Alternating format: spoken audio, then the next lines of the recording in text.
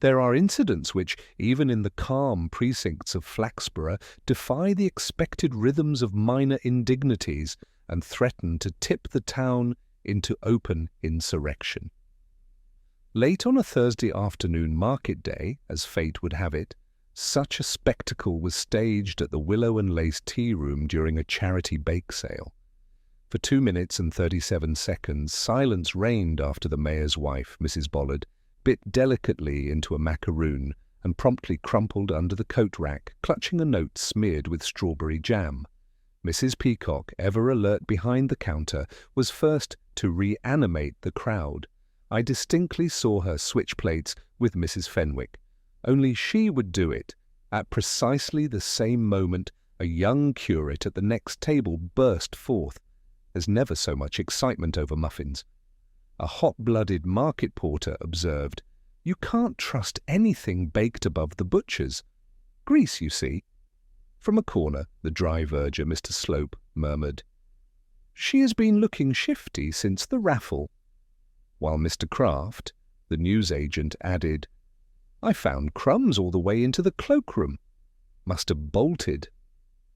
Amid these voices, Mrs. Bulpit, who fancied herself a nonchalant sleuth, was overheard muttering, "It's always a woman." Or Mr. Dagg, "Oddities accumulated faster than shillings in a church plate." On the oak serving counter, where Mrs. Bollard deposited her elbow, sat a small posy of hyacinths. That was peculiar. Hyacinths were out of season except, as Purbright noticed, this spring's stalk was clipped roughly halfway up, revealing dirt beneath the petals. And above, smeared next to the cash box, a faint streak, possibly jam, possibly something else, winked improbably at the light. With a sweep of soft footfall, Inspector Purbright made his entrance. His face was serenely blank, attentive eyes skimming the crowd's eddying distress. Sergeant Love, earnest as breakfast porridge, stood at his elbow. Purbright looked at the hyacinth, at Mrs. Bollard's crumpled note, and at the throng of anxious townsfolk whose gaze hopped between the macaroon tray and the fallen mayoral consort. He delivered, not quite to anyone in particular, a single line with measured dryness. Somebody, it seems, has mistaken jam for decorum. The silence deepened. The vicar half choked on a biscuit. Mrs. Fenwick began to weep, not for Mrs. Bollard, but for the macaroons which she'd baked with one arm in a sling. A hush punctuated by suspicion and a clatter of teaspoons was broken by Mrs. Peacock. She had been rummaging furiously behind the cash box and now produced, quite unexpectedly, a second note. This one gave evidence of haste, its writing lurid and sprawling. "Do not let him have the money."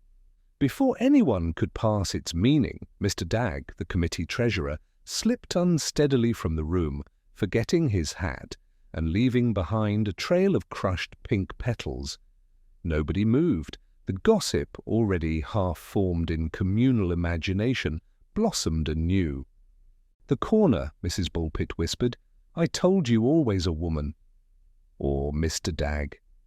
Purbright bent low to study the note and the odd flower. Sergeant Love watched, notebook at the ready, mouth halfway to a question he dared not voice. Was it poison? Or panic? Money? Mistakes? Macaroon? But who in Flaxborough would brandish a hyacinth as a signal, and for what purpose? And as the tea-room reeled from the double shock of the fainting and the disappearing treasurer, the curtain for Inspector Purbright's latest mystery had lifted, letting in just enough sunlight to cast all the shadows askew. As the last tremors of scandal ricocheted off the willow-framed windows of the tea-room, Purbright watched the crowd fizz and settle back into a semblance of routine, each person bearing a new and private suspicion. Mrs. Bollard, the unfortunate centrepiece of the drama, had been ushered into the care of the formidable matron nurse, Mrs. Spence, who arrived in a swirl of starch and authority. Sergeant Love, notebook gripped as if it might float away, stood at Purbright's side, quietly cataloguing dropped phrases and furtive looks. Outside, the market's gentle commotion continued, but inside the willow and lace, the air held a tightness that felt almost deliberate. Purbright's gaze lingered on the crushed petals near the door, a line of pink leading in the direction of Mr. Dagg's retreat. It was, he noted silently, a detail most others would ascribe to clumsiness. In his experience, Flaxborough's clumsiness was seldom innocent. Love cleared his throat, the sound swallowed in the hush. Shall we begin with Mrs. Peacock? Purbright nodded, setting a course across the parquet floor, mindful to step over the lingering stain that might have been jam or simply the sort of unidentified debris endemic to charity events. Mrs. Peacock was rearranging her curls when approached, lips tight in a smile that owed little to pleasure. "If you're here about that unfortunate note," she said briskly, "I should clarify Mrs. Bollard's nerves are always tricky. The macaroons, for instance, I'd wager she tasted anxiety more than almond. Love scribbled, missing half the exchange in a flurry of punctuation. And the hyacinths?" Purbright asked, his voice as close to casual as a man could manage while holding a flower with too much dirt on its stem. Mrs. Peacock hesitated, eyes veering subtly toward the window where Mrs. Fenwick stared out, face pinched by apprehension. Mrs. Fenwick brought Mrs. Peacock was rearranging her curls when approached, lips tight in a smile that owed little to pleasure. "If you're here about that unfortunate note," she said briskly, "I should clarify Mrs. Bollard's nerves are always tricky. The macaroons, for instance, I'd wager she tasted anxiety more than almond." Love scribbled, missing half the exchange in a flurry of punctuation. "And the hyacinths?" Purbright asked, his voice as close to casual as a man could manage while holding a flower with too much dirt on its stem. Mrs. Peacock hesitated, eyes veering subtly toward the window where Mrs. Fenwick stared out, face pinched by apprehension. Mrs. Fenwick brought them, she offered too quickly. "Her garden is eccentric, always something out of rhythm. She's very kind." The last words hung for a moment as if waiting for validation. A pause, unfilled, stretched between them before Love asked, "Was Mr. Dagg acting odd before he left?" Mrs. Peacock sniffed. "Mr. Dagg is always acting odd. Did you see his hat? Looks as if he pinched it from the Sunday school lost property." This time Purbright smiled, faint as drizzle. "And the money? Anything missing?" "Oh, not that I know of, unless you count honesty, huh?" "Sorry, that was cruel. But no, the cash box is there, and there are receipts which Mr. Dagg will no doubt have triple signed." She offered too quickly. "Her garden is eccentric, always something out of rhythm. She's very kind." The last words hung for a moment as if waiting for validation. A pause, unfilled, stretched between them before Love asked, "Was Mr. Dagg acting odd before he left?" Mrs. Peacock sniffed. "Mr. Dagg is always acting odd. Did you see his hat? Looks as if he pinched it from the Sunday school lost property." This time Purbright smiled, faint as drizzle. "And the money? Anything missing?" "Oh, not that I know of, unless you count honesty. Ha! Sorry, that was cruel, but no, the cash box is there, and there are receipts which Mr. Dagg will no doubt have triple signed." Purbright thanked her and nodded Sergeant Love toward Mrs. Fenwick, who still stood, sentinel at the window, arms folded atop her stout frame as though bracing herself from some internal gust. "Mrs. Fenwick?" Purbright's tone was soft, a gentle tap on the brittle shell of her composure. She turned, face riven with concern. "It's always the same with Mrs. Bollard. She makes a meal appear perilous. Still, today was peculiar. That note wasn't addressed, was it? And why would she faint so quickly?" Her voice faltered. "I did not see her take any money, but I did see Mr. Dagg shifting about." And once Mrs. Peacock laughed very pointedly. Love, unused to pointed laughter, scribbled anyway. "And the hyacinths?" Purbright asked, presenting the clipped stems.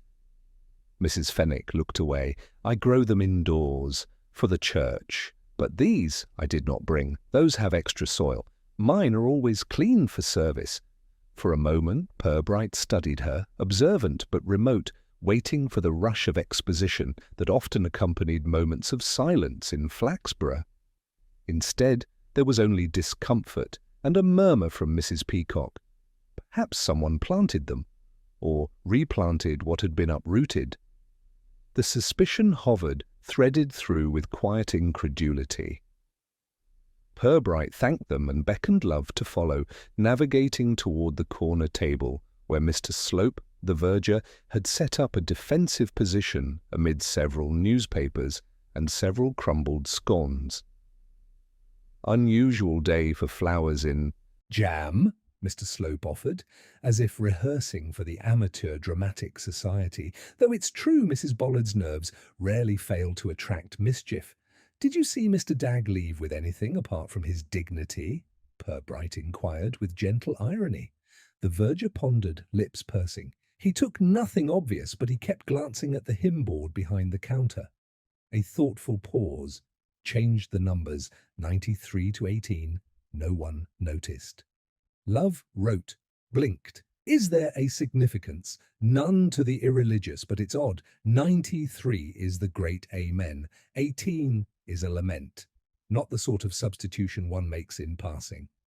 Purbright tucked this detail away, the minute turning of events settling like sediment in his notebook. If there was a scheme, it was precisely as subtle as Flaxborough's better scandals. Intricate, self-destructive, and camouflaged with brittle decorum. Soon they moved out from the tumult of charitable cake crumbs into the market square, where Mrs. Bulpit, self-styled expert in calamitous affairs, hovered near a display of discount books. Catching sight of Purbright, she nodded with the solemnity of someone about to impart revelations discounted at half price. "I saw Mr. Dagg drop something outside," she declared. "Well, it was more of a fling. Pink petals, but also something paper. I didn't touch it. You'd be mad to touch anything after macaroons." Love hastened to jot that down, but Purbright merely asked, "Where?" Mrs. Bulpit waved a dramatic arm to the alley between the tea shop and the butcher's. "There," she said. "And if it's a clue, I expect some credit when you catch whoever needs catching. Always a woman, or Mr. Dagg." In the alley, Purbright swept his eyes along the cobbles. There was, indeed, a slip of paper, now slightly damp from a leak in the butcher's awning. He bent and read the fading ink. "Account matters do not delay." "Urgent?" "D." He tucked it into a small envelope. The initials, perhaps, were Mr. Dagg's, or perhaps, in Flaxborough style, someone more elusive. Returning to the shop, he inquired after Mr. Dagg, but met only shrugs.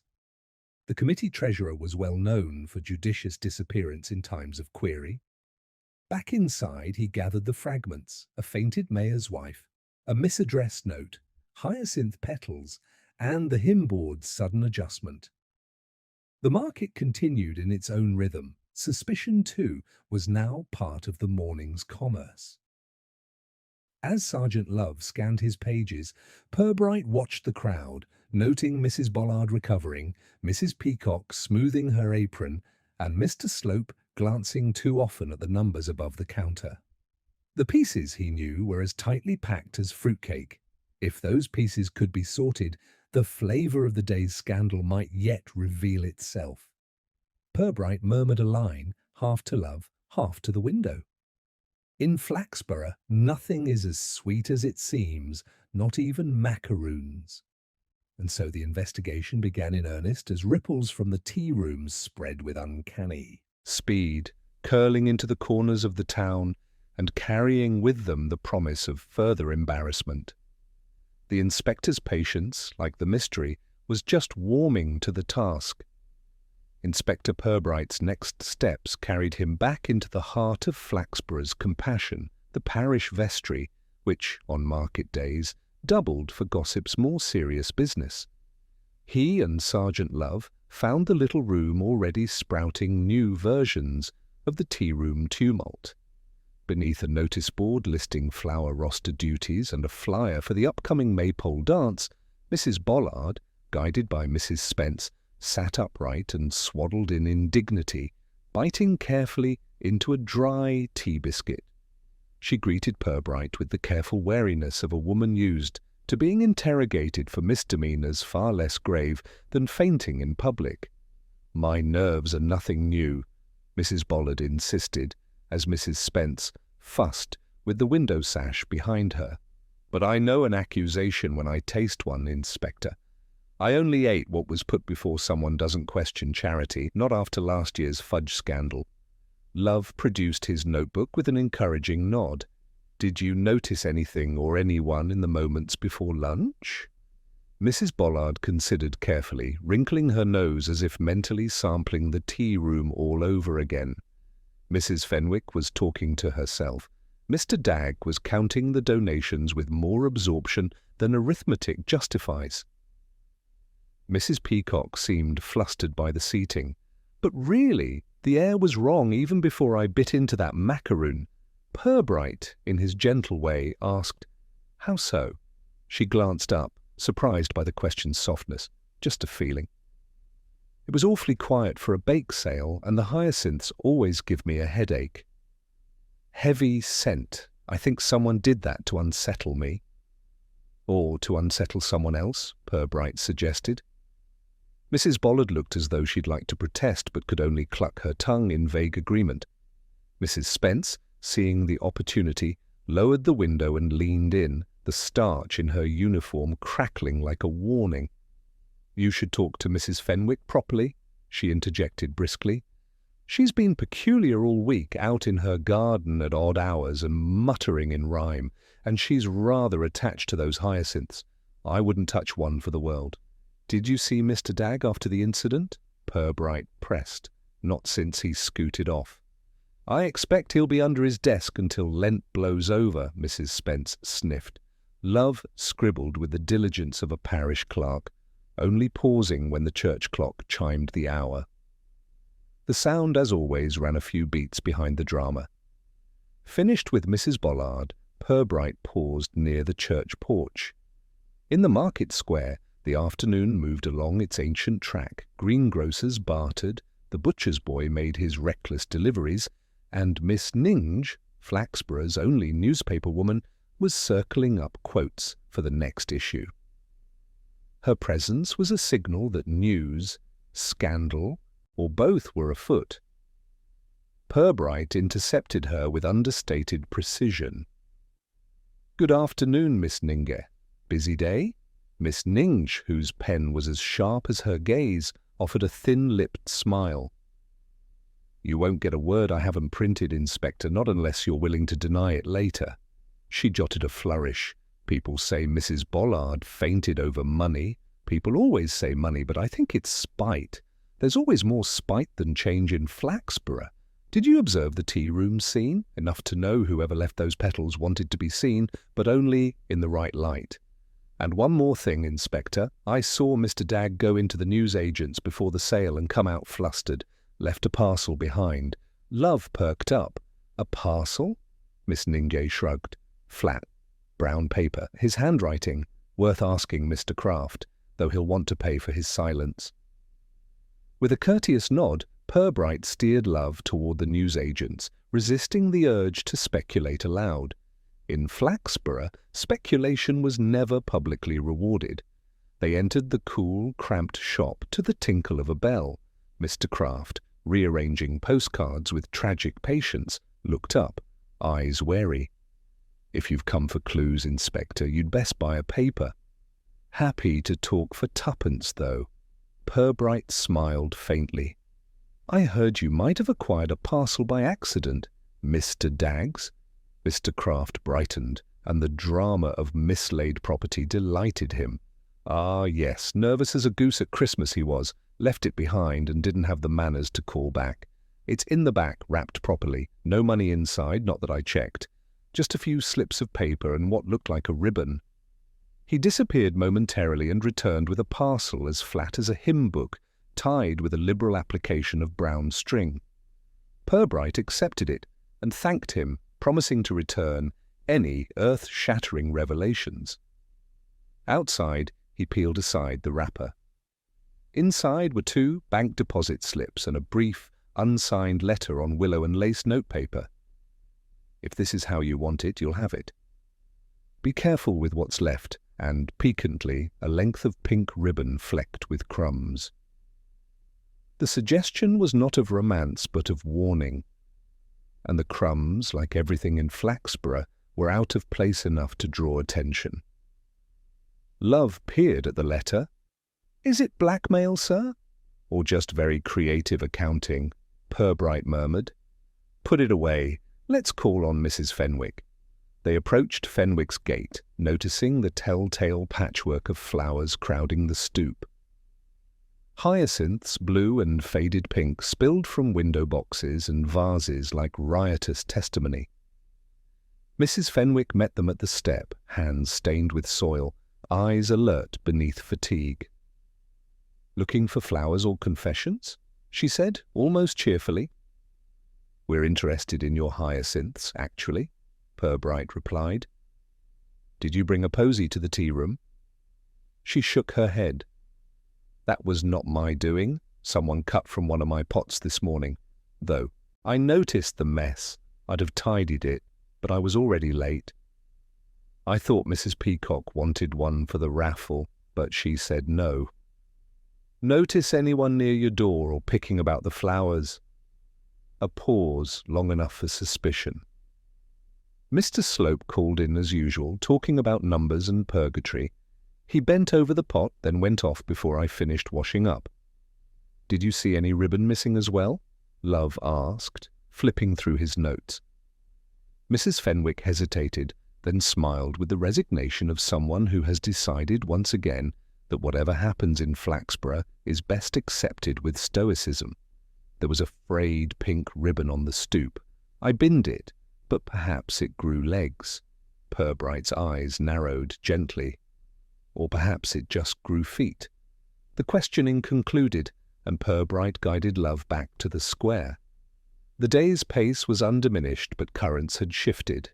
The crowd clustered in gentle whirlpools around new rumours, missing money, a vicar's lament, and why hyacinths make the best poison despite the competition from almond paste. Mrs. Peacock reappeared from an alley, calling after Sergeant Love. If you want real news, the window was open before the sale. Anyone could have slipped in. Though you might ask Mrs. Spence, she knows things before they're told. As evening drew close, Purbright placed the recovered note, the bank slips, and the ribbon in a brown envelope. He watched the market pack up, the ordinary commerce activating a peculiar, collective reticence. Flaxborough did not abhor scandal, but it preferred its mysteries to simmer. Night slipped in over the rooftops, carrying rain. Purbright, umbrella up, glanced once more at the tea-room's windows aglow with lamplight. Inside, perhaps, lay answers as subtle and sharp as the town's own wit, waiting to be unearthed by someone persistent enough to question a hyacinth and a macaroon in the same breath. For those attuned to Flaxborough's subtle mechanics, the following morning was heavy with an awareness that the scandal had not receded overnight, but rather grown roots in new and less obvious soil. When Purbright arrived at the Willow and Lace, freshly brushed and coolly observant, the tea-room was hosting the Committee for Ecclesiastical Punctuality. Its members were the sort who believed a mystery was better solved by strict timetables and reverent tea-pouring. Sergeant Love trailed in after, his notebook twice as full as his overnight rest. It was Mrs. Bullitt, resplendent in an alarming shade of mauve, who greeted them with the news that the hymn board, the centrepiece of many a local church anxiety, had become a battleground. "You'll want to see what's happened, Inspector," she intoned with relish. "Some jokers changed all the hymn numbers again, and this time they've tucked in a note where the offering should be." Her satisfaction at this fresh outrage was barely contained. Inside St. Cuthbert's, the hymn board indeed presented an odd tableau of numbers, arranged not according to Sunday service but in a peculiar sequence, 73, 59, 4, and a rogue 1/2 fashioned from taped paper. At the foot of the board, amid the piles of offering envelopes, was a folded slip of willow and lace notepaper. Purbright received it and read aloud, "If you truly want honesty, start with who paid for what." Sergeant Love eyed the numbers nervously as if expecting a Gregorian chant to break out. Purbright's attention, however, was not on sacred music, but on the tape affixing the 1/2. It bore a faint smear, dark as old jam, and flecks of dirt not quite disguised by the polish on the board. Love consulted his notes. Last night, Mrs. Spence locked up the church and double-checked. There were no visitors except Mr. Slope, who was adjusting things for tomorrow's rehearsal. Purbright spoke softly. And Mr. Slope's relationship to the offering? Love hesitated, then read his own scrawl. Unremarkable, except he dislikes the treasurer and, reportedly, Mrs. Peacock's fruitcake. The verger's arrival was marked by a flurry of sighs. Mr. Slope entered with a box of paper slips, greeting the inspector as if he were part of the altar fixtures, tampering in church of all places. He made a show of rearranging envelopes on the table, flicking glances toward the hymn board. "Terribly disrespectful," he insisted, "especially given the confusion last night.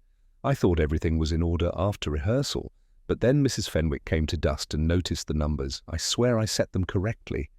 Purbright regarded him with that particular neutrality that made people answer questions they had not yet been asked.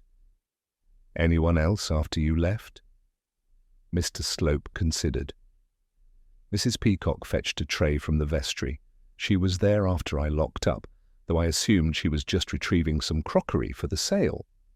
Sergeant Love, emboldened by minor community drama, pressed on. "Did you see her near the board?" The verger tutted, "Of course," but she seemed distracted. "Said something about needing to sort out the tea-room displays. If I'd known she was going to rearrange everything, I'd have double-checked." Purbright turned to study the tape and the arrangement, his mind marking the unremarked but distinctly out-of-place half number and the precise messiness of the note. "Odd thing to choose for tampering," he commented quietly. "Half a hymn number is as much a statement as half a truth." The church clock rang, echoing through the nave. The small gathering in the vestry shifted, nervous about being questioned on matters of tape and code, more pressing than doctrine. Leaving Slope to his indignance, Purbright and Love returned to the market square, encountering Mrs. Fenwick on her way to the greengrocer's. She paused, lowering her shopping basket. "The board's been odd for weeks," she confided, "but not like this. Last Sunday, Mrs. Peacock nearly sang the wrong hymn because she'd memorized the old order. Said the numbers looked like a message." Love's pencil hovered. What kind of message? "I'm not clever with codes," she replied instead. "But Mrs. Spence once said anything halved is either a warning or an invitation. I dare say someone is warning all of us." On cue, Mrs. Spence herself marched over. "Inspector, I've just heard money's missing. Nothing enormous, just a few pounds. But it's a bother for a committee that won't settle even a biscuit bill without argument." Purbright listened quietly. "It went after the rehearsal before the bake sale," she continued, "and the window near the vestry was found unlatched yesterday morning, so either someone within the committee pinched it, or someone found a way in through the garden. Who'd risk muddy shoes in market week?" Love checked his notes. Who had access? Mrs. Spence counted on her fingers. Mr. Dagg, Mrs. Peacock, Mr. Slope, Mrs. Fenwick, anyone lingering after the event. Even me, though I have little use for petty cash that isn't spent on lemons. A little later, Purbright returned to the tea-room, aware that gossip there simmered anew. Mrs. Peacock was hosting a hurried clean after the previous day's embarrassment, a task accompanied by remarks on the virtues of vinegar in removing jam, scandal, and most types of local resentment. "We're rearranging for the mayor's tea this afternoon," she remarked to Purbright. "Mrs. Bollard would faint for less, I suspect." "If you want answers, ask the mayor. I'm just trying to maintain order." Purbright pressed gently. "Were you in the church after the rehearsal?" Despite herself, Mrs. Peacock blushed. "I was for the crockery, honestly, Inspector. There's no intrigue in tea trays." A pause. "Unless someone replaced the numbers before I left. I did see someone at the board. I assumed it was just Mr. Slope being a perfectionist." As she spoke, Mrs. Fenwick arrived, dropping a bag of potatoes with a sigh. "Between the numbers, the notes, and that confounded hyacinth, I'm getting mighty tired of people rooting around my flower beds." Purbright's gaze landed on the tea-room's windowsill, where a single hyacinth brighter than any from Fenwick's garden was nestled in a chipped vase. He considered the symbolism, the recurrence of flowers, notes, missing money, and half-finished messages was becoming artful in its pattern.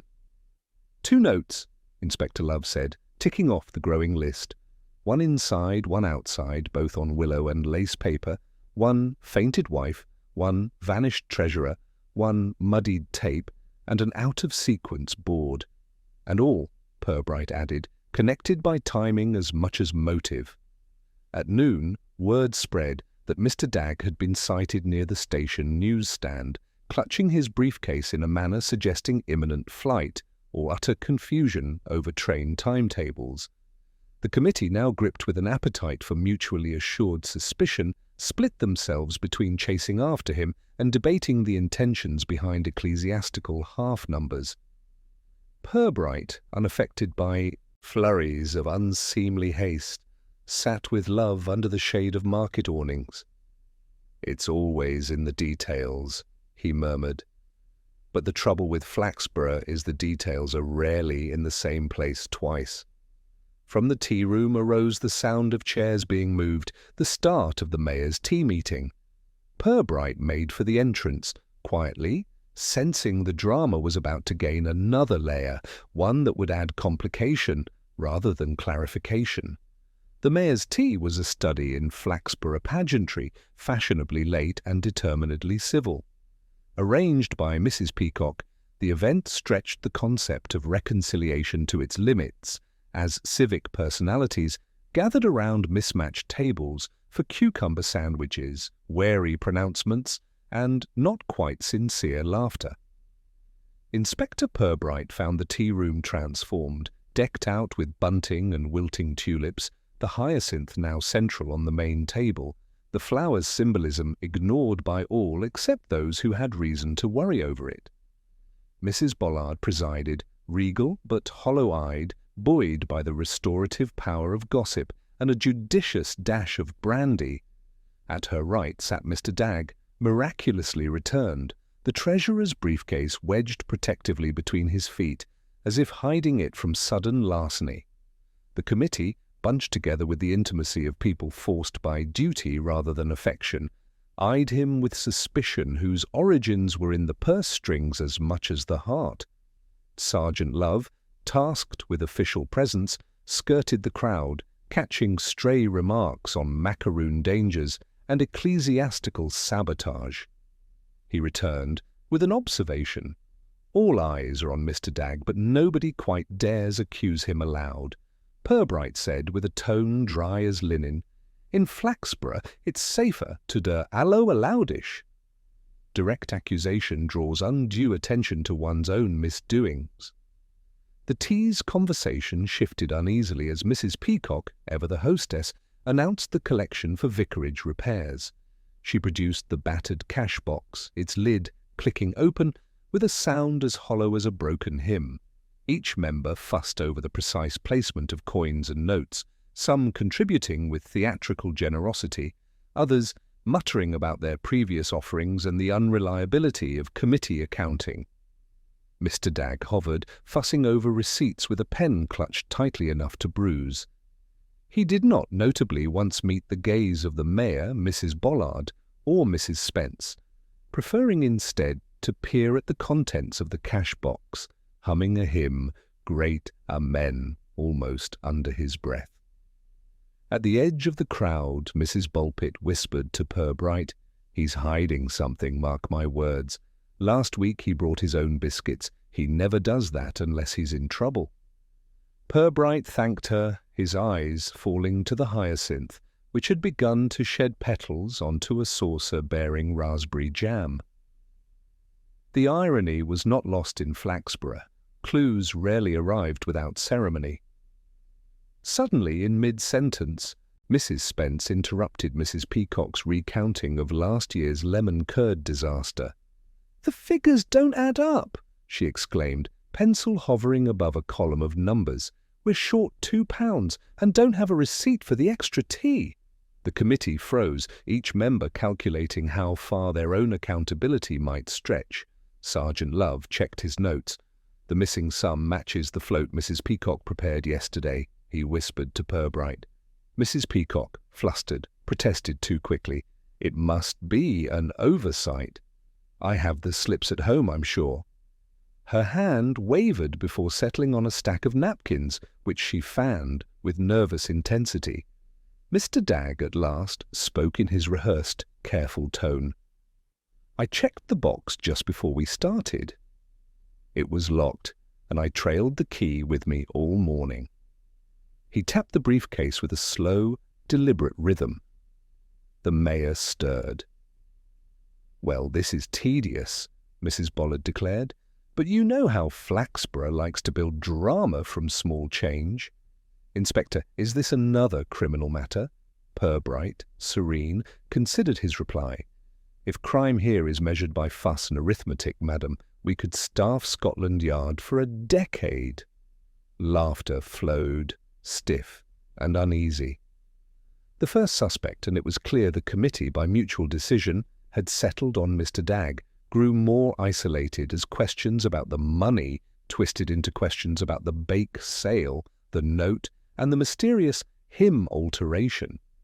Mrs. Bulpit, emboldened by proximity to authority, pronounced judgment. "He's been acting guilty, always scribbling notes and hiding those ribbons." She glared at the pink ribbon that poked from the side pocket of his briefcase, which Mr. Dagg quickly tucked away. Mrs. Fenwick, who had been silent, piped up with unexpected force. "He's clever, but never clever enough to cover all his tracks." The committee nodded, eager for consensus. Mrs. Peacock, pale and tense, interjected, "Let's not leap to conclusions. We've known one another for years. Accidents happen, especially with so many busy hands." Mr. Slope, whose own hands were conspicuously ink-stained, added sourly, "Busy hands often forget to report, especially after market day." The mayor, sensing the mood, looked to Purbright. "What do you advise, Inspector?" Purbright replied with calm courtesy. "In such matters, it is prudent to wait and observe. Truth has a way of revealing itself, particularly among those confident in their innocence." As tea ended, and the committee struggled to appear united, Mrs. Spence declared she would audit every receipt and every petal for signs of wrongdoing. Mrs. Peacock, flustered but relieved, began clearing away cups with trembling hands. Mr. Dagg lingered, desperate to be seen as helpful, his briefcase never far from reach. Outside, rumours spread through the market like smoke from a bonfire. The treasurer was guilty, claimed some. The mayoral consort fainted for dramatic effect, said others. Mrs. Peacock was too nervous to be innocent, a certainty among those who had survived previous scandals. Sergeant Love, still wrestling with the minute-by-minute accounts, observed, "It seems easy for everyone to blame Mr. Dagg, but nothing is ever settled so simply in Flaxborough." Purbright's eyes, never missing a detail, watched the congregation disperse. convenient guilt is often a veil, not a solution. The afternoon sun cast broken shadows through the market square as each committee member, some embattled, some triumphant, departed with more questions than answers. Truth, Purbright knew, moved in circuits in Flaxborough, much like the collection plate slow, roundabout, and accompanied by much speculation.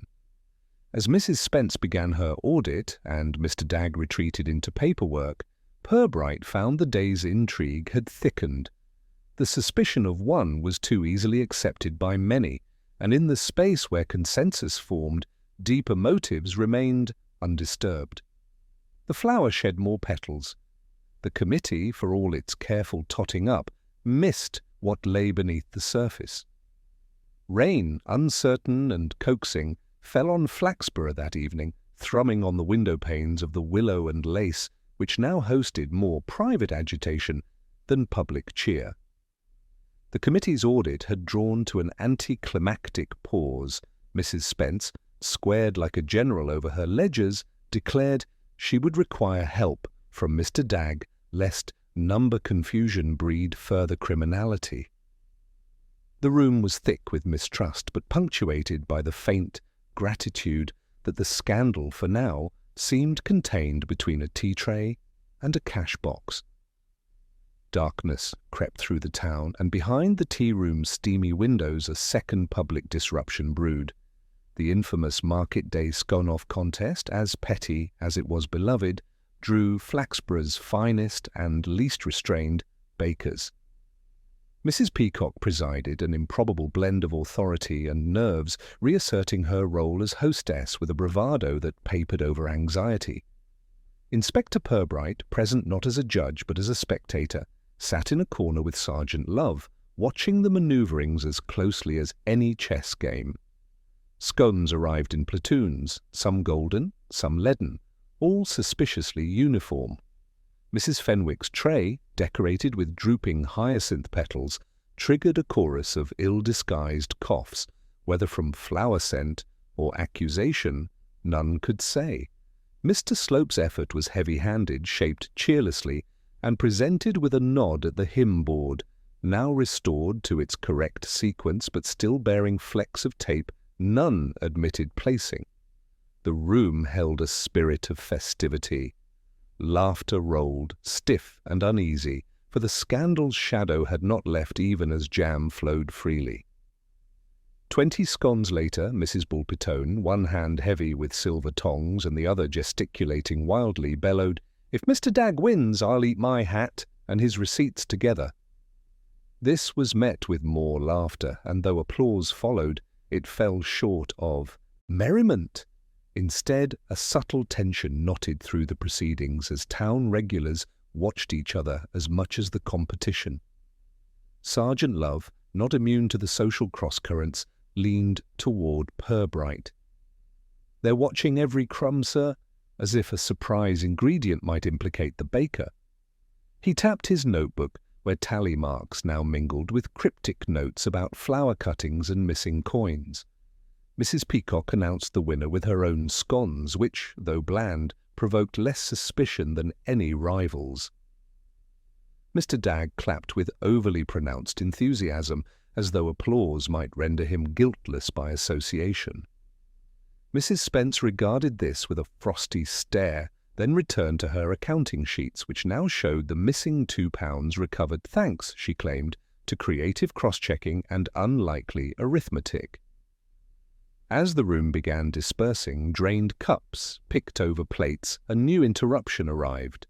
Mrs. Fenwick, already anxious, let out a shrill, startled yelp as she rifled through her handbag and discovered, wrapped neatly in a napkin, a slip of willow and lace notepaper, and unmistakably a £5 note.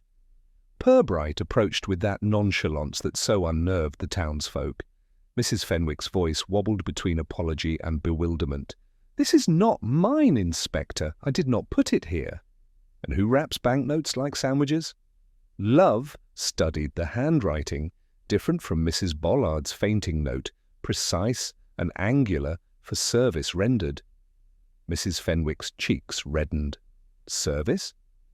I gardened for Mrs. Peacock last week and helped set up for the bake sale, but I do not charge friends, not with banknotes in napkins." Purbright examined the note and glanced about. "Mrs. Peacock," he said, "did you send Mrs. Fenwick payment?" Mrs. Peacock looked indignant. "Of course not. We help each other. Money for favours is more likely a joke than generosity." Mr. Dagg once again shrunk against the wall, briefcase nearly throttled. Mrs. Spence, determined to resolve further confusion, declared, "We will recheck every purse, pocket and handbag." There must be an explanation. Flaxborough is not so affluent as to misplace £5 at a tea party. This pronouncement was followed by a rummaging pandemic, the room's tone resembling a schoolroom hunt for lost homework. Mr. Slope found 3p in his hymn book. Mrs. Bulpit produced an expired bus ticket. Mr. Dagg opened his briefcase with trembling hands, revealing not only committee papers but also a broken pink ribbon and a church newsletter, each bearing the unmistakable stamp of willow and lace. Sergeant Love, ever meticulous, quietly asked Mr. Dagg, "Has someone planted these?" Mr. Dagg's reply, choked with frustration, skirted directness. "Inspector, I am disorganized, not deceitful. The ribbon is Mrs. Peacock's. She ties every package with one. As for the newsletter, anyone could have left it there. The committee prints dozens." Mrs. Peacock's lips tightened as the room, now half exonerating, half accusing, swirled in a cycle of suspicion stronger than the scones. Mrs. Bollard steadily sipped her tea, eyes alert, absorbing the drama as personal vindication. Purbright considered his options, noting each character's choice of words, every measured denial, and unconvincing exclamation. He lingered over the pink ribbon and the sequence of displaced banknotes, the recurring theme of service mirroring, not friendship, but the transactional nature of Flaxborough's confidences. He asked, gently, who had access to Mrs. Fenwick's bag. Mrs. Fenwick closed her eyes momentarily. "I left it on the side table before the contest. Anyone could have put something in, but most were occupied with baking or arguing." Mrs. Peacock found the moment ripe for assurance. "Let us not destroy the social order over a £5 note. Likely a mistake, or else an attempt at kindness poorly timed." Mrs. Spence, unconvinced, muttered, "Kindness never arrives in napkins, not in Flaxborough." As rain ceased and twilight pressed itself against the glass, Purbright collected the evidence: banknote, ribbon, newsletter, and the note's handwriting, each whispering a tale of careful placement, hidden lines, and private bargains. He instructed Sergeant Love to reconcile the committee's latest figures.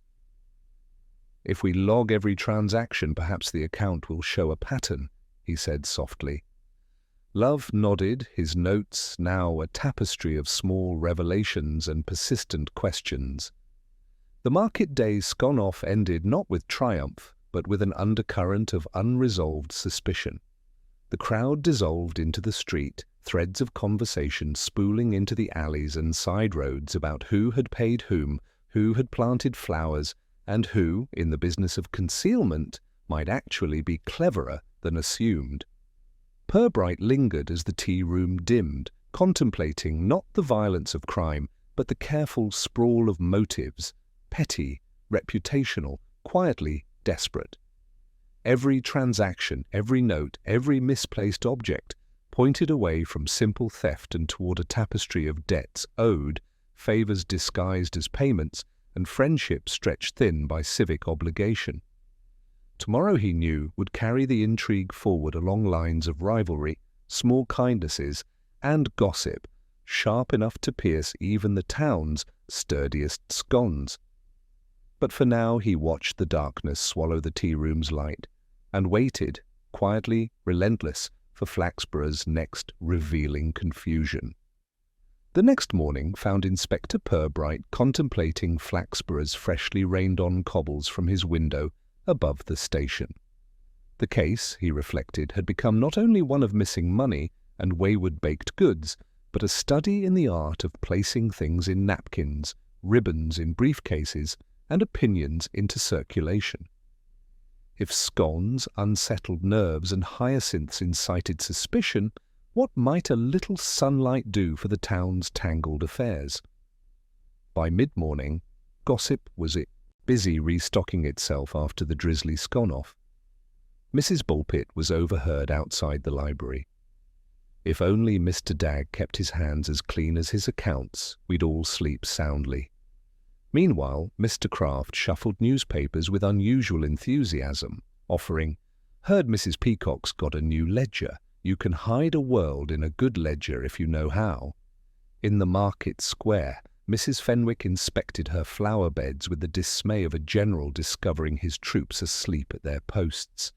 More hyacinths were missing, 3 pink and 1 snipped too close to the root. She complained to Mrs. Spence, who reassured her, "At least they left the bulbs." In Flaxborough, even thieves take only what can be displayed in polite conversation. Sergeant Love joined Purbright at the scene, knees spattered from a brisk walk through muddy alleys. He reported more petals were found on the town hall steps, Sir Pink, and with a smear of something sticky. Jam again? Purbright's tone remained mild, though it struck Love as faintly ironic. Or possibly marmalade. The mayor was seen having breakfast there. Mrs. Bollard herself emerged from the hall as if summoned by the mention of food and scandal. She offered her own report. "It seems my fainting spell has bred a cottage industry in explanation. I'm given to understand that the committee blames Mr. Dagg for everything except rain." Mr. Dagg, meanwhile, was embroiled in embarrassment. He had spent the early morning fussing with accounting sheets at the newsagent's counter, muttering about mysterious expenses. Miss Ninge watched, jotting down notes for the Flaxborough Gazette, quick to remark to anyone who'd listen. Rumour spreads quicker than butter in this town. Mrs. Peacock, pale but determined, arrived with her aforementioned ledger, a thick, suspiciously new volume bound in faux leather. She insisted, "I've gone through every receipt, double, even triple. Someone slipped extra tea past the committee or else substituted scones for sandwiches." With the scone-off behind and discrepancies multiplying, Purbright recommended the committee reconvene in the tea-room, a place now so freighted with scandal even the sugar bowl was timid. The committee assembled, each clutching bits of their obligations, Mrs. Spence with her audit sheets, Mrs. Fenwick twisting a limp flower stalk, and Mr. Slope examining hymn order as if expecting divine detection. Mr. Dagg dialed nervous energy into the polished brass corners of his briefcase. Mrs. Peacock directed proceedings with the stressed composure of someone hoping for redemption by paperwork. The meeting quickly shifted from reconciliation to public unpacking of secrets. Mrs. Spence, emboldened, announced, "I propose we inspect every personal item brought into the tea-room since the bake sale. Secret payments and misplaced ribbons demand better scrutiny than idle speculation." She opened her bag, offering it for inspection. Mrs. Fenwick followed suit, revealing little but gardening, gloves and a blank envelope. Mrs. Peacock's new ledger contained, in addition to committee minutes, an unsigned note on willow and lace paper, inked with "Return what isn't yours." Mrs. Bulpit gasped, "Anonymous notes now. Next, we'll need fingerprints." Inspector Purbright, politely refraining from the forensic, read the note and observed, "How odd, the handwriting changes, but the stationery remains constant. Whoever is orchestrating these deliveries knows how to unsettle the usual patterns." He laid the note beside Mrs. Fenwick's £5 discovery, and Mr. Dagg's ribbon is a neat row of small, quiet disturbances. Sergeant Love, tasked with matching handwriting samples, compared them to the fainting note and newsletters. No obvious match, sir, but the D signature appears in all, except this last, which simply implies guilt without a witness. As the meeting unfurled, a minor commotion brewed outside. A group of children, shrieking, burst in with a tattered hymn sheet and a handful of hyacinth petals. "Found these by the river," one announced, proud as an archaeological pioneer. Purbright took the items, studying the hymn sheet numbered 18, and the earlier lament Mr. Slope had referenced on the board, now sticky with jam and scalloped at the edge, as if torn from a fundraiser program. He asked the children, "Did anyone see who left these?" One replied, "Just the vicar, mumbling and dropping papers." We thought he was fishing. The appearance of the program, the recurrence of 18, and the increasing presence of hyacinth petals suggested not chaos but design, an ongoing effort to leave a path shaped in flowers and misplaced numbers. Mrs. Peacock examined the petals and crumpled hymn sheet, voice trembling. "It feels like someone is setting us up for an ending none of us want." Mrs. Spence responded, "Well, they'll have their revelation soon enough. We're running out of secrets to expose and pastries to spoil." The committee, now more tense than united, agreed to another audit of this, one of intentions rather than wallets. Mrs. Bollard, reclaiming her composure, summarized the prevailing uncertainty. "Whatever this is, it didn't start in the tea room. Someone's making us remember things better left untouched." Purbright stood, gathering the evidence of a patchwork of petals, hymn, and ribbon, now unified more by misplacement than by purpose. He addressed the assembled group. "Sometimes Flaxborough's kindness runs too close to secrecy, and sometimes the most honest acts are disguised as mistakes." Silence greeted him, but it was a thoughtful quiet rather than a resentful one. As the meeting broke, Mrs. Fenwick lingered, confessing to Purbright in a low tone, "My flowers were planted by someone else last spring. I found odd cuttings then too, but I kept quiet. Now I regret it." Out on the square, fresh gossip frothed. Mrs. Bulpit delivered her summary. "When the flowers grow wild, so do our suspicions." Purbright, preparing for another round of interviews, felt the investigation shift. The story was spreading beyond the committee bake sale and scone-off toward rivalries long dulled, debts unspoken, and eccentricities only half hidden. By noon, Flaxborough's market square was a mosaic of new suspicions under old awnings. The prior day's assembly at the tea room reverberated in edgy whispers, trading accusations with the weather. Sun now poked through in uncertain intervals, as did glances toward anyone who had ever handled a cash box, baked a scone, or cultivated a hyacinth. Inspector Purbright, an eternal shadow in a beige mackintosh, cut a route through the bustle, Sergeant Love trailing and scanning faces flushed with more than exertion. Reports had sprouted, as they always did. Mr. Kraft, gleeful at the prospect of scandal but eager to cash in, displayed a modest packet of receipts unclaimed, yet printed in Mrs. Peacock's handwriting, and signed, peculiarly, with a squiggle reminiscent of a treble clef. He passed them to Purbright with the air of someone presenting a rare artifact. Odd sort of signature, isn't it? If you ask me, someone's borrowing style, or just being clever with confusion. Purbright inspected the packet, noting the absence of actual transaction dates. The mounting evidence leaned toward intention by design confusion as currency, each planted clue offering not direction, but misdirection. Nearby, Mrs. Fenwick knelt over her flower bed, polishing petals as though expecting a thief to leap from beneath the soil. She confessed to Sergeant Love, "There's talk that Mrs. Bulpit paid Mr. Dagg for church tickets last winter, but kept the receipt blank. Now she says she's missing £1 from her account and claims it's connected to the bake sale. If everyone is to blame, surely nobody is?" Sergeant Love's pencil hovered. "The connections form a circle, ma'am. The real clue might be who stays outside it." Inside the willow and lace, Mrs. Peacock appeared thinner than usual, nerves based on more than committee arithmetic. Her ledger now boasted a second odd note: "Your silence is priced, not prized." She approached Purbright, voice low but intent. "Do you believe someone is making fools of us, Inspector? The handwriting keeps changing, but the paper is always mine. I'm starting to doubt my own cupboards." "There's virtue in doubt when signals are tangled," Purbright said. "Tell me, who else borrows stationery?"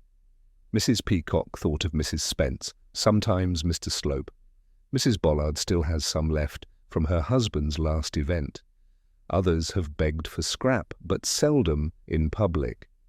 That afternoon, Purbright paid a visit to Mr. Slope, who received him in the vestry amid a fortress of church guides and programme sheets. "If this is about tampered hymn sheets," he sighed, "relax. I've stopped using jam as a bookmark. But if you seek the truth behind numbers and banknotes, ask Mrs. Spence. She keeps a running tally longer than Lent." "Pressed, mister," Slope admitted. "The committee's quarrels go back years. The mayor once accused Mr. Dagg of hiding receipts in hymn books. Mrs. Bulpit accused Mrs. Peacock of diverting fruitcake funds to the flower show. Mrs. Fenwick blames me for her muddy shoes. None of it ever sticks, but everyone remembers. Sergeant Love, prompted by Purbright, spent the next hour with Mrs. Spence at her kitchen table, surrounded by rows of ledgers and tins of shortbread. Suspicion, in Flaxborough, Mrs. Spence mused, is the closest thing we have to tradition. I've audited everyone twice over, and the only patterns are petty grievances. Mr. Dagg borrows, Mrs. Bulpit demands, and Mrs. Peacock acquiesces. It goes round like pudding at Christmas, never enough for all." From the bottom of an accounts folder, she retrieved a folded slip, yet again on willow and lace paper. "This one's different. No signature, just the phrase, 'Watch the flowers.' Who planted what when?"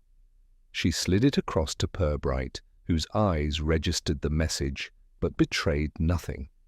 As sunlight threatened actual warmth, the regulars rematerialized on market benches.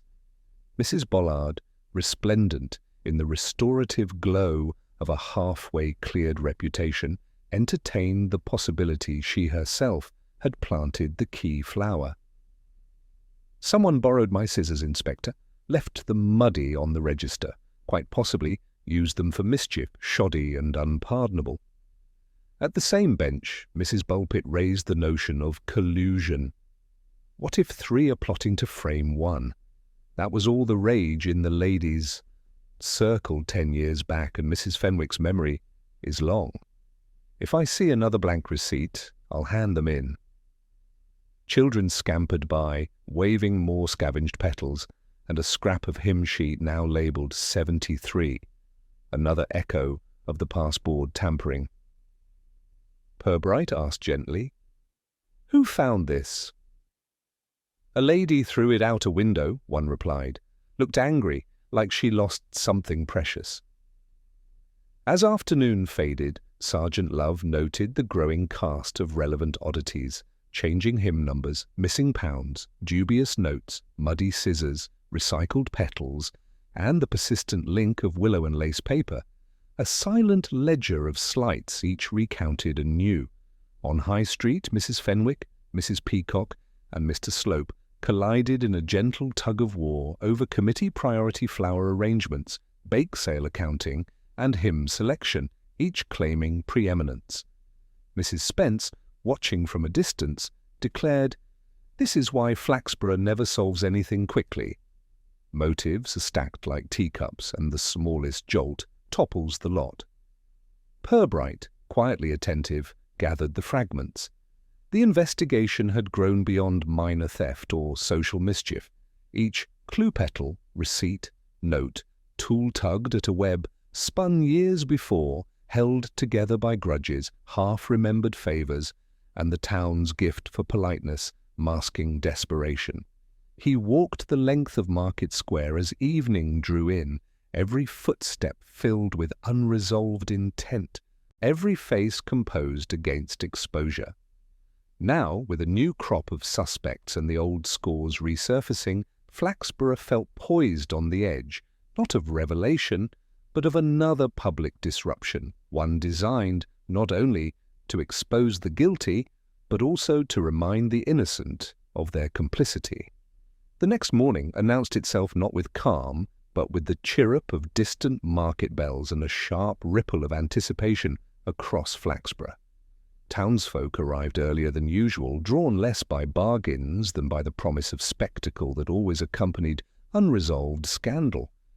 The Willow and Lace was thick with humanity, committee members, regulars, and opportunists, all infused with the bright feverishness of those expecting revelation and secretly longing for chaos.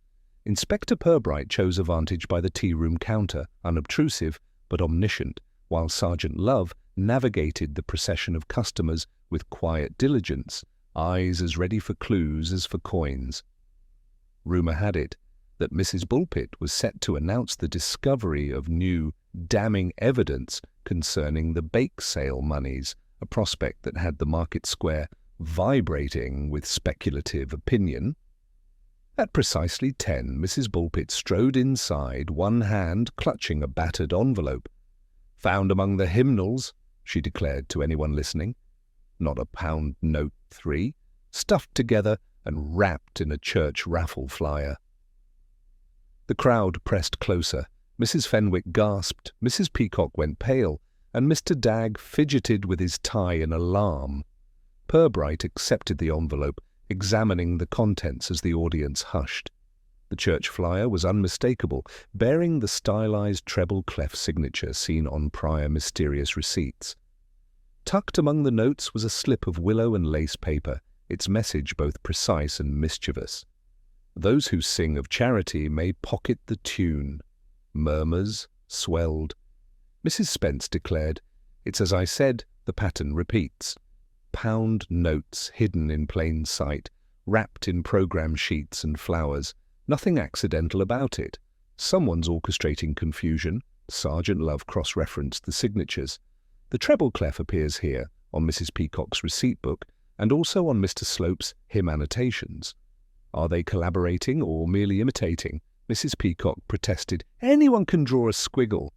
And raffle flyers abound. This reeks of mischief, not conspiracy.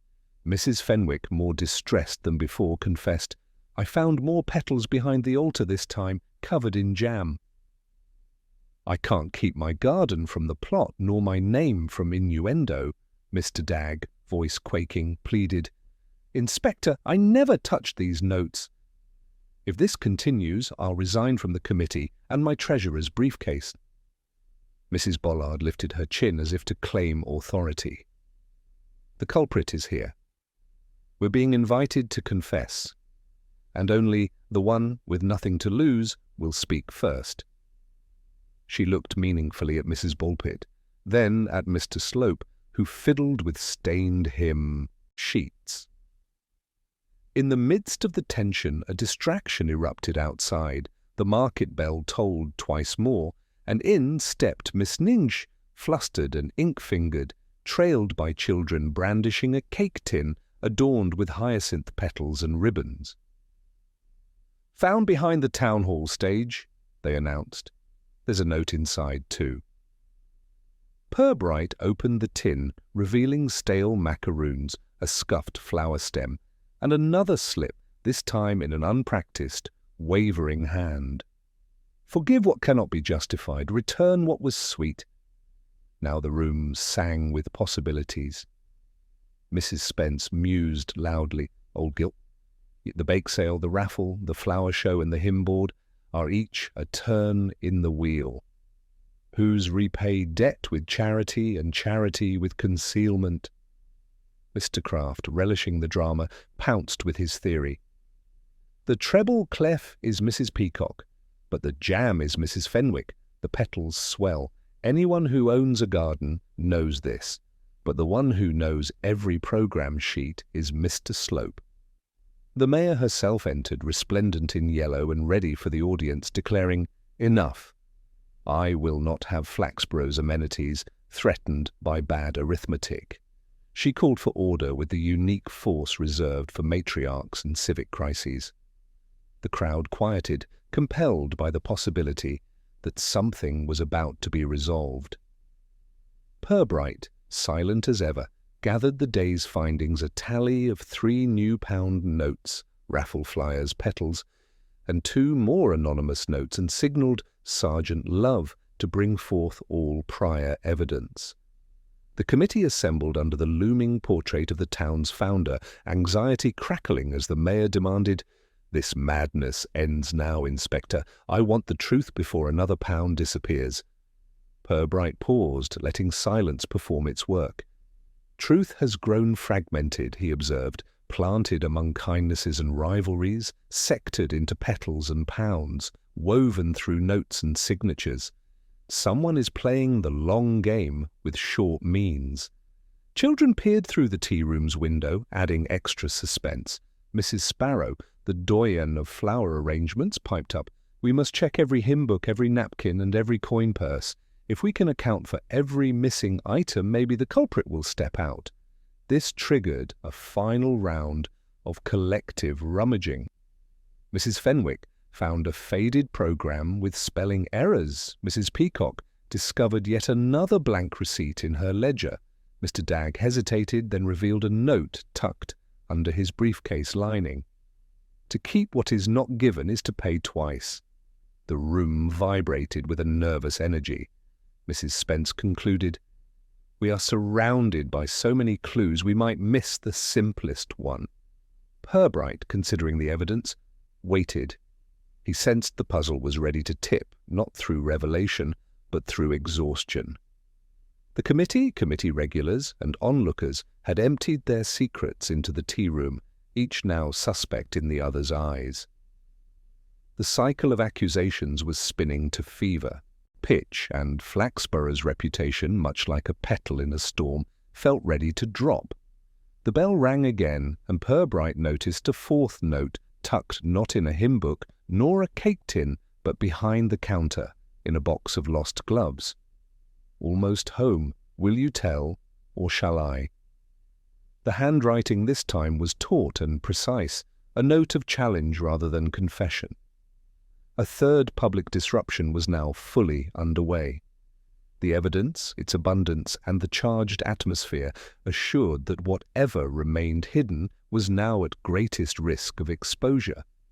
For the first time, the townsfolk seemed ready to listen as much as accuse. A hush followed the discovery of the 4th note, as if even the tea-room's wallpaper leaned in to listen. The crowd, now a congregation of civic anxiety and private hope, allowed Inspector Purbright to arrange the evidence on the counter in a tidy row of pound notes, petal-streaked flyers, ribbons, blank receipts, and the universe of cryptic messages. Sergeant Love, eager and orderly, stood beside him, pencil hovering at the ready, face reflecting the collective confusion. Mrs. Spence, acting less as matron and more as Grand Inquisitor, began a count of heads. Mrs. Peacock collected the scattered flyers and found herself trembling. "It's as if someone's built a scavenger hunt for guilt," she whispered to the mayor, who agreed, "or a treasury for secrets we'd rather keep buried." Mr. Dagg, isolated despite proximity, fiddled with his briefcase. Mrs. Fenwick stared at her hands, flour dirt and anxiety mixing beneath her nails. Mrs. Bulpit clutched the box of hymnals like a shield. Purbright waited until the town's chatter had wound down to anxious silence. He then stepped forward in his mildest tone, choosing his words with disarming tact. One wonders, in a place as practiced at charity and ceremony as Flaxborough, if perhaps mistakes are planned more rigorously than events. A nervous chuckle passed through Mrs. Bollard. Mrs. Spence bristled, but nodded in wilted agreement. Purbright lifted the latest note. "We find ourselves with an abundance of flowers, coins, and riddles, but the thread binding them is not theft or malice, but a ledger of small debts paid and repaid in embarrassment. Whoever arranges clues so delicately must understand us all remarkably well. Sergeant Love distributed the notes for closer inspection. There's a pattern, a sequence of initials, a shifting hand, and common paper stock. What sort of mind enjoys such misdirection? Purbright smiled faintly. A kind one, perhaps, with cause for caution, or a desperate one, hiding where only the polite would look. He turned to Mrs. Peacock, whose ledger had given up so many blanks. Mrs. Peacock, you are diligent, precise, and patient. Is there anyone you distrust with your records? Mrs. Peacock flushed. Only those who insist nothing ever goes missing. I set aside charity from commitment sometimes too eagerly. If someone planted notes, they did so to teach me a lesson in vigilance or friendship. I confess I cannot always tell which, Mr. Dagg interjected. I wanted only to balance accounts. I borrowed, yes, and repaid privately, sometimes with notes, sometimes with quiet acts, but never to shame anyone. Mrs. Fenwick was neither voice unsteady nor firm. Last year I accepted flowers from Mrs. Peacock for a church arrangement, and meant to repay her with scones. Mrs. Bulpit caught wind of it, and thought it was bribery. Since then there's been confusion at every bake sale. I did not plant evidence or banknotes. Purbright shifted to Mrs. Bulpit. And where do you sit among these debts, madam? Mrs. Bulpit stiffened. I'd rather not be the one blamed for mischief. The ladies' circle takes tradition seriously, Inspector. What we do is honest, but sometimes secrets are necessary for harmony's sake. A gentle silence fell. The mayor, her patience eroded yet dignified, motioned for Purbright to continue. Has anyone resolved an old quarrel by burying evidence, or forced a friendship by paying twice for the same cup of tea? Purbright leaned forward, addressing all. In these notes I see not theft, but efforts, sometimes misguided toward balance. Some gave too much, some too little. The ribbons, the petals, and the changing hymn numbers, they are tokens, reminders. Someone feared unfairness would linger, unless exposed by spectacle. Sergeant Love, prompted, offered, if that's the case, then the guilty parties sought not gain, but resolution. The question is, who needed it most? Purbright, never hasty, tapped the fourth note. A challenge, not a boast, a dare to confess. But can a challenge be gentle? I believe so. At this, Mrs. Spence's eyes flashed. Inspector, you believe someone has made us confront our debts for the town's sake? Purbright inclined his head. For the sake of peace, yes. For the sake of old wounds, certainly. He then presented a final, quiet test. He held up the ledger and the pound notes. Let us settle charity as we settle accounts publicly and without shame. For each missing or misdirected pound, let the committee decide, together, whether repayment is owed or an apology is sufficient. The room quieted, uncertain whether to resist or accept. Mrs. Bollard, always deft at reading situations, broke the deadlock. The inspector is right. It's time we stopped hiding debts behind flowers and cakes. The committee agreed with muted relief, appointing Mrs. Spence to audit in daylight under the supervision of all. Mr. Dagg gave up the last secrets of his briefcase. Mrs. Peacock revealed her stash of unused raffle flyers. Mrs. Fenwick promised to account for every petal next market day. Through it all, Purbright watched for discomfort, for a tell, for anything resembling guilt beyond social awkwardness. His questions, gentle but persistent, seemed to rattle Mrs. Bulpit most, though she only smiled too quickly and departed soon after. As dusk approached and the tea-room cleared, Sergeant Love asked softly, "Has the guilty party revealed themselves, sir?" Purbright replied, "Not yet, not entirely. But tomorrow, with the accounts exposed and the games paused, those who worked mischief for peace may find themselves at ease again, or perhaps a touch more honest." With the last light fading, Flaxborough's tea-room settled into an unfamiliar quiet debt to be reconciled, secrets unbundled, and a final revelation waiting in the wings. a balance sheet of truth, one polite question away. Morning in Flaxborough was slow to arrive, mist rising over the square as if reluctant to expose the aftermath. Inspector Purbright, quietly refreshed, made his way to the Willow and Lace, where the committee, townsfolk and regulars assembled with a sense that something must finally give way. The table was bare of flowers, but crowded with papers, receipts, notes, faded ribbons, and the detritus of tangled motives and polite confusion. Sergeant Love, notebook closed for the first time in days, joined his superior by the counter. There was a hush. No one dared resume old quarrels. It was clear they awaited an ending. Purbright stood, gaze sweeping over them. No grand drama, no accusatory flourish.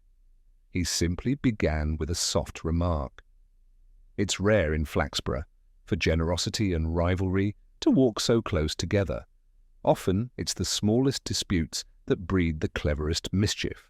This has been one of those weeks. Mrs. Peacock offered a weak smile, eyes rimmed pink from worry.